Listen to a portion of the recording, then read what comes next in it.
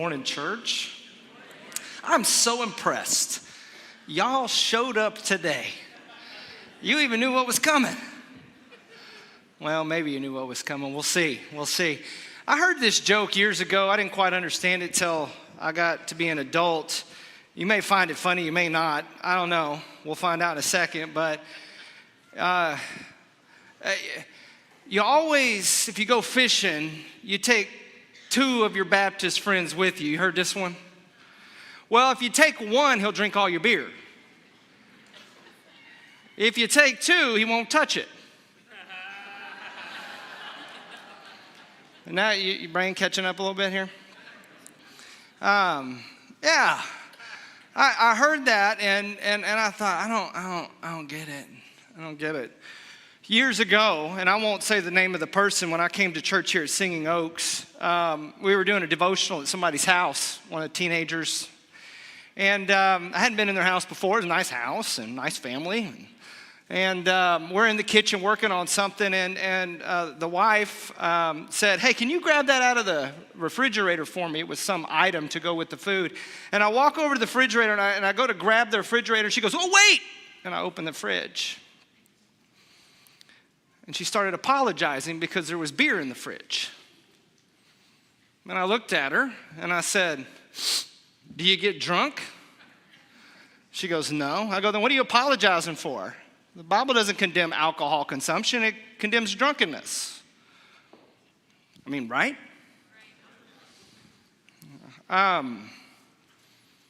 We've been talking about sober-mindedness in this series. And at some point, we got to talk about some of the pleasures of life that can get us out of our sober-mindedness. We've talked about anger.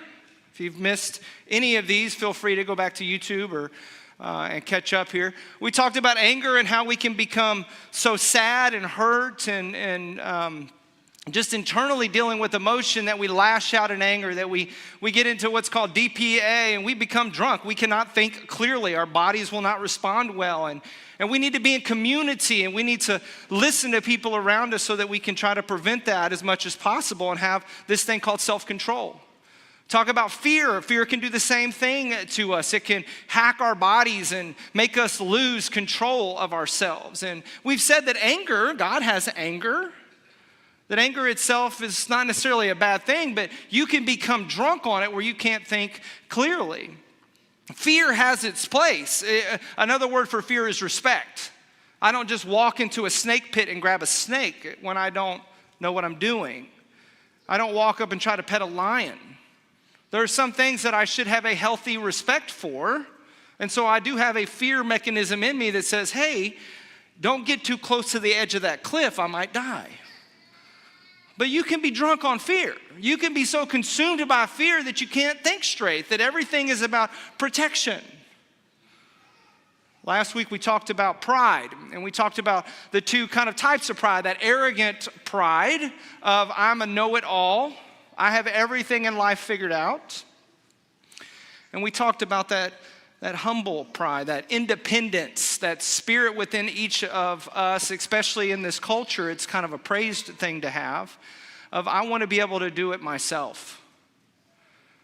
And I challenged you last week at the end of that sermon to do a few things, to pray about it and then to ask for help if you struggle with this particular type of thing that can make you not sober-minded, not make you think clearly about the fact that we need community, that what God's called us to do is to depend on each other, and so we need interdependence, not independence. And this week I told you we're going to step on some toes, and I'm going to say some things that you never heard a preacher say from a pulpit. At least I've never heard them say from a pulpit because we're all scared to talk about it. Just being real. Sometimes we don't want to talk about things because we know there'll be disagreement. You are free to disagree with me. I am not God. I am not Jesus. I'm not perfect. I read the Bible. I study it. I hear from different people just like you do. But I can't avoid talking about certain subjects, and I cannot make the Bible say things it doesn't say. Hopefully. And so we're going to talk through some stuff this morning a little bit. It might step on your toes. It might not. But we'll see. There are a lot of things in this life that are gifts from God. We'll start with one today that I think is pretty simple.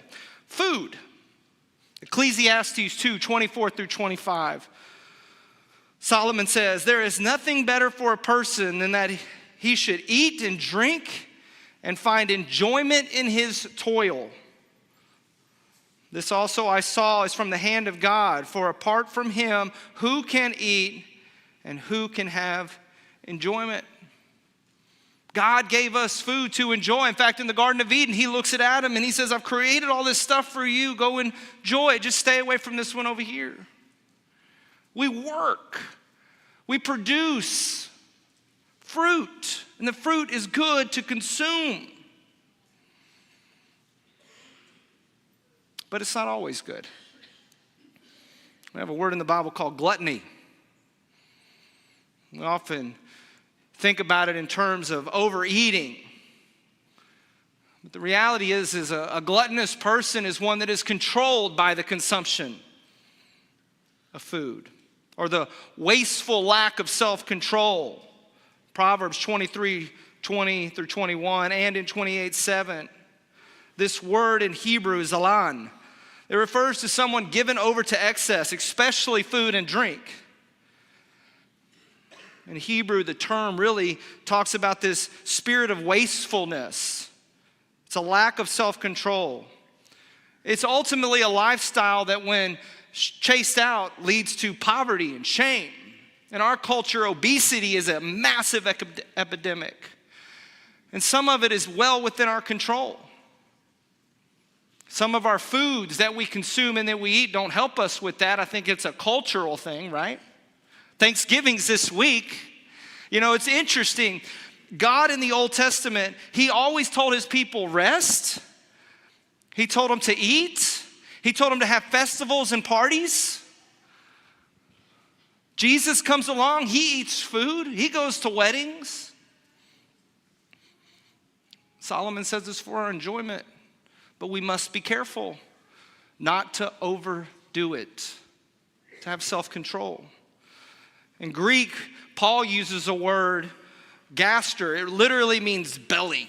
That's really what it means. And Paul warns that people make their belly their God, that they become people who live life only to fulfill the hunger within. And it just consumes them. They live for the next meal. They become caught up and just consume. And for us today, it's not just food. It can be really anything that we consume. We have to be cautious and careful. We have a job to do on this planet. And it turns out that God also gives us that antidote, self-control. We know it's a fruit of the Holy Spirit. We read about that in Galatians chapter 5. We'll talk more about this as we kind of go along. I'm going to jump straight into alcohol for a second here. Drunkenness, sober-mindedness is just not about alcohol consumption. It's about losing control and letting something else dominate your mind and will. In Hebrew, the word shakar, to drink to intoxication, appears in Proverbs 20, verse 1. It says, "Wine is a mocker, a strong drink a brawler, and whoever is led astray by it is not wise." Drunkenness dulls the mind, clouds judgment. It can lead to foolish and violent behavior. In the Greek, in the New Testament, we get the word methe.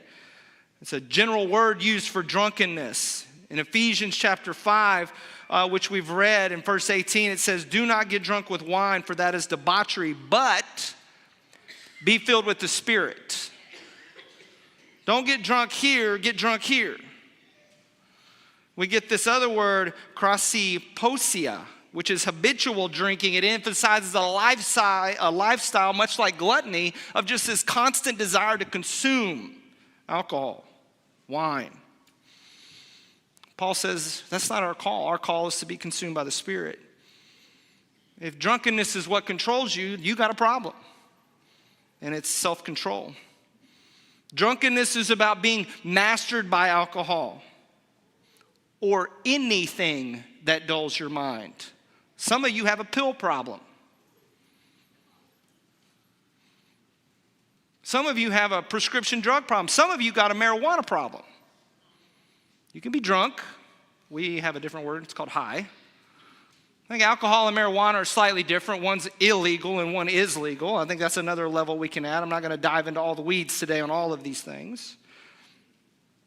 It just leads to a loss of clarity, wisdom, self-control, which God calls us to maintain. Proverbs 23, 29 through 35 paints a vivid picture of what the consequences are. Sorrow, strife, wounds, pointless wandering. But let's talk a little deeper about alcohol. Because I come from a tradition that I think has always talked about alcohol as prohibitive. We don't touch the stuff, right? Don't consume it. But is that really what the Bible is talking about?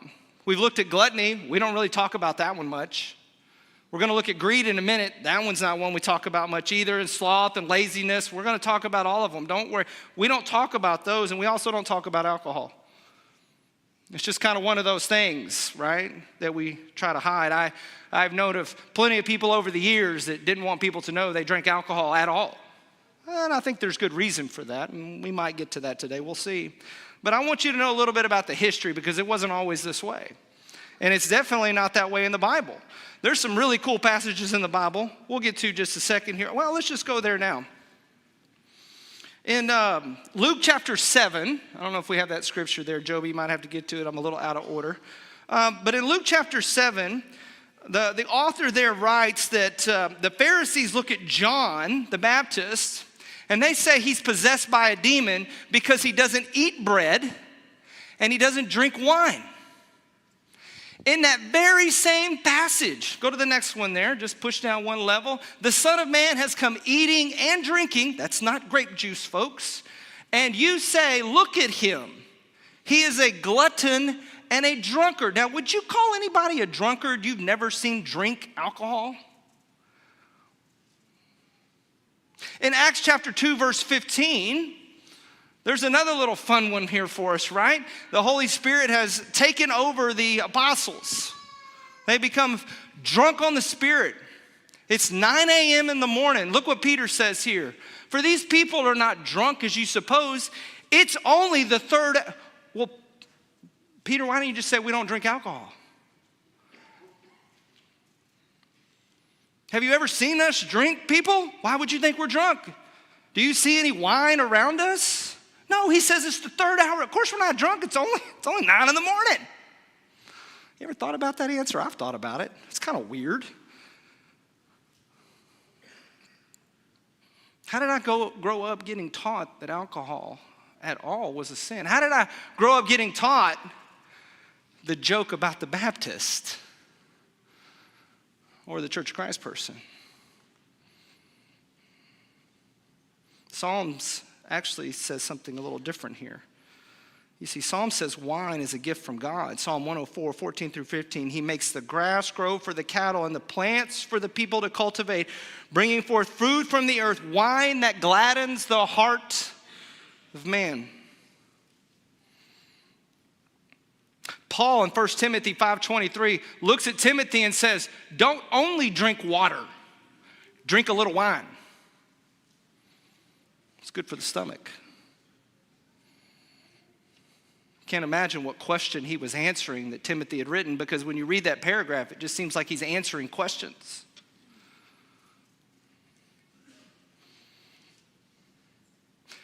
The issue is not alcohol, folks. The issue is self-control. The historical perspective is pretty simple. Alcohol got really bad in the U.S. at one point. The consumption of it was very bad. It was destroying families, ripping people apart, because there was people that were so depressed and so messed up they were drunk all the time. And if this is in your family, you don't need alcohol in your family. And the U.S. did what the U.S. does. It says it's so bad we're going to have prohibition. And the temperance movement started, and the prohibition era became teachings, and it made its way culturally into the church, and the church said, no alcohol at all whatsoever. Is that a bad thing? it's not a bad thing. The heart's in the right place.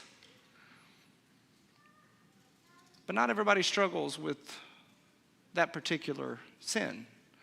Because if alcohol is a bad thing that we shouldn't consume, and it's listed as in the Bible multiple times alongside food as a good thing to eat and to consume, then we should prohibit food too, right? No sugar. How about we throw that one out? I'm sure you would all love to just show up to Thanksgiving this week and literally everything you eat not taste the same.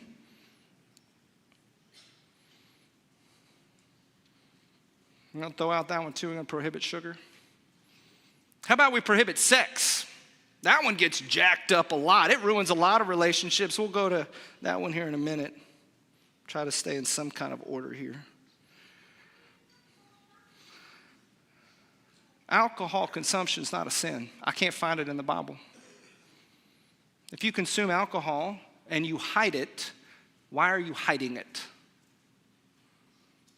There's probably a lot of reasons. I know there's a lot of people out here because I've had this discussion in my men's class on Wednesday night with them, and there's this heart in each and every one of us to not put something in front of somebody that may tempt them in a bad way. Maybe they struggle with alcohol. I know people like that. If there's somebody that is in my presence that I know is a former alcoholic, I don't really drink with them. I don't want to tempt them. I really wish everybody around me wouldn't eat dessert when I sit with them either. See the parallel? Right? I'm on a low-carb diet. Here's some cake. Well, if I eat the cake, I can't have but one piece. I'm going to have two. And if you keep offering it to me, if you put it in my house and set it on my counter, ask my wife, if you set it on our counter, it'll be gone by the end of the day, no matter what it was. One bite at a time. I know there's people that way with alcohol. I'm not that way. I can have a drink, and I don't need anything for a month, 2 months. It doesn't affect me. I know it does affect some people, and you need to be aware. But you can't make your edict for everybody because you become a hypocrite. Just like a cappella singing became for us. Did I catch everybody's toe real quick? I felt mine get hit. Can't make it an edict for everybody when the Bible doesn't, because it puts us in a bad spot, guys. Especially with our kids. Let's move on. I'll come back and beat that dead horse in a minute. Greed. Or should I say money? Money's a good thing. The root of evil finds itself in money, but money's not bad. It's like soil. It's fertile for evil to grow out of. But it, in and of itself, is not bad. It's a great way to exchange things between people. It's a great way for us to resource people who don't have resources. It's a great way to share in community. You can give with money. Money can control you. Money can be all you think about. You can build your life around money and possessions. In Hebrew, the word quana, zealous, envious, jealous. These are the words that come from this root word of greed. Exodus 20:17, you shall not covet your neighbor's house. You shall not covet your neighbor's wife, that's sexual, or his male servant, or his female servant, or his... You shall not just sit there in greed, wanting what others have all the time. It twists our minds. We can become consumed by it and forget our mission. In the Greek, in the New Testament, Luke chapter 12:15, and he said to them, take care, be on your guard against all covetousness. For one's life does not consist of the abundance of his possessions. That greed right there, that desire for more, plexonia. The Greek. Greed takes God's good thing, turns it into evil. Money is a system of transfer of things for us, but it can become evil. We can become so consumed by it that we find ourselves sitting in casinos, gambling for more of it, storing up rather than sharing, overspending, finding ourselves enslaved by debt.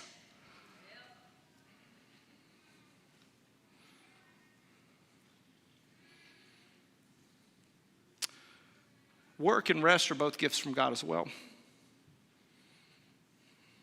Work is a good thing. In our Christian worldview, it is important for us to be productive. But work can be a bad thing. Many of you know this. You become so consumed by your work, your pride in your work, or your busyness, or reaching that next level, or getting to that next promotion. Or even get into the mindset that if you don't do it, it won't get done. So therefore, you just have to keep doing it. It ruins relationships. You become a workaholic. Isn't that a fun way to connect that to any kind of aholic out there? You become drunk on work. You live for work. You cannot stop working. God says rest. Rest is a good thing, right? It's good to sleep. It's good to take a break. God commands us to have a day off every week to do exactly that. We get to sleep at night. Rest is a good thing. Not always. Proverbs 6:6-8. Go to the ant, O sluggard. Consider her ways and be wise. Without having any chief officer or ruler, she prepares her bread in summer and gathers food in the harvest. We're called to work, but not to be workaholics. We're called to sleep, but not be lazy and slothful. Both good things given to us by God, but misused. And we find ourselves drunk. Maybe a better word would be depressed. Too much doing nothing and thinking about ourselves. Vanity, another one that I should have talked about last week with pride, and kind of the other side of that word pride. I know people so consumed by their own beauty. I don't know if you know the stats on this, but if you have plastic surgery just to make yourself more beautiful, not to fix something where you got into a wreck or do a repair after cancer or something like that, but just for vanity's sake, chances of you becoming addicted to it are extremely high. Most people have a lot of plastic surgery once they have their first one. I've also noticed this about people with tattoos. Not a bad thing. They just kind of get addicted to them. And you see what happens when somebody gets drunk on that kind of body art, right? They don't even look human by the end of it. Gotta be careful. Beauty, skill, rest, blessings from God. But when we seek admiration from our fellow man, when we use those things in ways that aren't through self-control, we don't honor God, and in fact, we lose our ability to minister to people around us because we are called to the ministry of reconciliation. And a lot of these things I'm talking about here in excess ruin the very thing that we're called to help repair. Let's talk about sex for a little bit. It's a desire given to many of us by God. It's a way to have intimacy in our marriages, joy, fun. It's a way in which we enjoy creation. We become procreators alongside God. We don't prohibit sex, do we? Sex is also found in things like rape, prostitution, bestiality, sexual immorality of all kinds.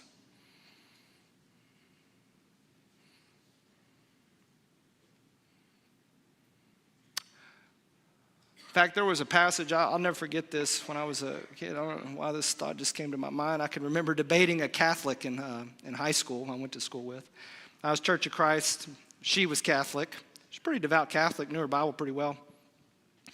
And we were reading a passage in the New Testament, I believe it's in 1 Thessalonians, and it was talking about how some churches forbid people to marry. And I said, your church is one of those churches that forbids people to marry. She goes, what are you talking about? And I said, y'all have celibate priests and women, and they take vows, and they're forbidden to marry. And the Bible talks about that as being a bad thing that we prohibit. I remember we got into a long debate about that. At some level, I think she might have been right because that self-control, not having to be exercised in that way, was probably very beneficial for certain people at certain times. I know what lack of self-control can be. And if there's a way to prevent having to deal with self-control, we should do that. The problem is that we become a lot of things that we don't want to become. And the one thing that we don't want to become is the Pharisees of the New Testament, who prevented everything and lost all relationship with everyone, including the people that God wanted the most. 1 Thessalonians 4, 3 through 5. For this is the will of God, your sanctification, that you abstain from sexual immorality, that each one of you know how to control his own body in holiness and honor, not in the passions of lust like the Gentiles who do not know God. Sex is a gift. It's a good gift. And in the right place, in marriage, between a man and a woman, it can do one thing that nothing else can do. It can create life. It's amazing. But it can be misused for the negative. I'm going to throw one other one in here just because I don't know that I've got everybody's toast just yet.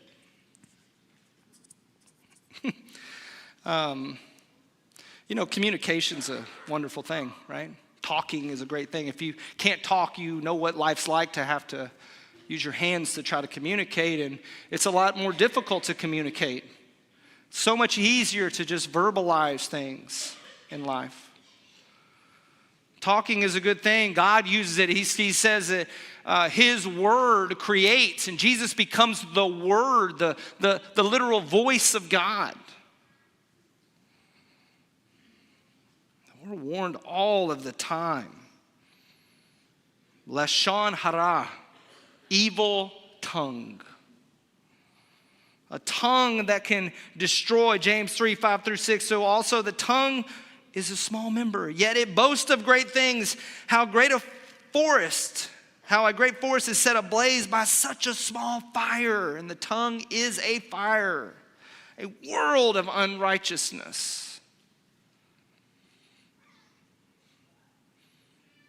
Evil speech. I can't tell you how many churches I've heard of that have been destroyed by gossip, slander. We can figure out ways to turn all sorts of gifts into destruction, can't we? We're pretty good at it. Sex, good from God, but yet it can be turned into lust and adultery, pornographic addiction, exploitation. It can cause brokenness in relationships and destroy people's hearts, destroy churches. Work, it's good. It provides money. It builds needs. Provides for needs, builds purpose, helps society move forward. However, it can turn into greed and workaholicism and corruption and neglecting family and also not taking part in the Sabbath. Rest, it's good. It restores our health. It prevents burnout. It gives us time to reconnect with God. However, it can become laziness or apathy, escapism. It can cause us to avoid responsibility. Talking, speaking, sharing our opinions, those are good. Communicates the truth. We can build relationships. We can encourage learning. However, we have to be on guard for gossip and slander and lying. Verbal abuse, stirring division. We'll jump in on the exercise wagon for a second too. I didn't really talk about that one much, but exercise is a good thing. It builds muscles and cardiovascular systems, helps clean out our body of toxins. We can do it in a healthy way, but it can become an obsession, part of our vanity. It can lead to injury of our physical bodies and prevent us from engaging in our true spiritual walk. Money, giving, charity, great stuff. Helps others, reflects God's heart, builds community, but it can also enable dependency if we give irresponsibly. It can also be used in ways that lead to pride, not in true self-sacrifice. Some of you may not deal with any of those. And although the Bible doesn't talk about it, it really kind of talks about it. But technology, games, video games. Some of y'all deal with this. TV, movies. Those things can connect us. Our cell phones can help us connect with other people and stay in tune with what's going in the world, help us find out information to make better connections. Games can be things that we interact with others with in positive ways. They can help educate us. They can relax us. They can give us fuel for creativity. But they can also, too, become addictions and distractions, numbing emotions, and over time causing us to waste, be slothful, even become lazy. All of these things I'm talking about today have the potential to help us in relationships, and if we are not in self-control, destroy the very thing that we have been placed on this earth to do. We are people that have to be in self-control, not drunk on God's good gifts, but being thankful for his good gifts. Being thankful that some don't struggle with what we struggle with, so that in community we can all help each other out. In a culture that glorifies indulgence, how big of a house can we actually build? How giant of a ship can we actually have?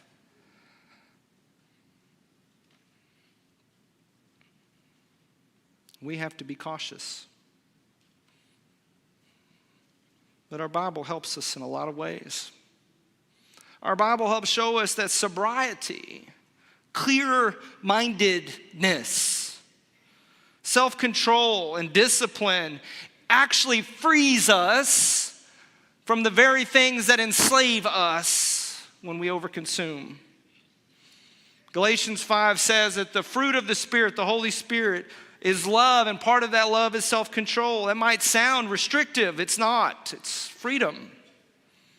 1 Corinthians 9:27, Paul says, I discipline my body and keep it under control. In Ephesians 5:18, be filled with the Spirit, Paul says. These things are meant to bless us, not enslave us.